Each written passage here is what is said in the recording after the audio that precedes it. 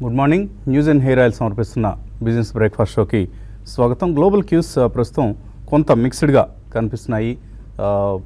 Asian మార్కెట్స్లో ప్రత్యేకించి Shanghai index for instance ఫ్లాట్గా ఉంటే, జపనీస్ ఇండెక్స్, హ్యాంగ్సెంగ్ ఇవి లాభాల్లో ఉన్నాయి. కొరియన్ ఇండెక్స్ మాత్రం స్వల్ప నష్టాల్లో ఉంది, ఒక 12 పాయింట్ల నష్టంతో.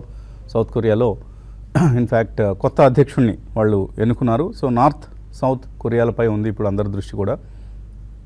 ఈ నేపథ్యంలో లాస్ట్ నైట్ యూఎస్ మార్కెట్స్ స్వల్ప S&P నాస్డాక్ పాజిటివ్గా, S&P 500, డౌ జోన్స్ ఈ రెండు నష్టాలతో ముగిశాయి. సో ఏషియన్ మార్కెట్స్లో ఉన్న సబ్జ్యూడ్ ట్రెండ్ కారణంగా బట్ SGX నిఫ్టీ మాత్రం ఆల్మోస్ట్ ఒక 15 పాయింట్స్ అప్ ట్రెండ్ను సూచిస్తుంది. సో పాజిటివ్ ఓపెనింగ్ కోసం మన మార్కెట్స్ సిద్ధమవుతున్నాయి. నిన్న కూడా చూసాం 8 రోజుల కన్సాలిడేషన్, బట్ మిడ్ క్యాప్స్ మాత్రం అవుట్ పర్ఫామ్ చేశాయి. It was a good day for mid caps. ప్రత్యేకించి మార్కెట్స్లో లీడర్షిప్లో కొంత చేంజ్ కనిపిస్తుంది మనకు.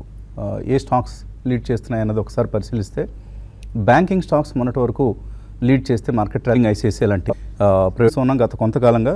అది దాన్ని సక్సెస్ఫుల్గా అధిగమించి క్లోజ్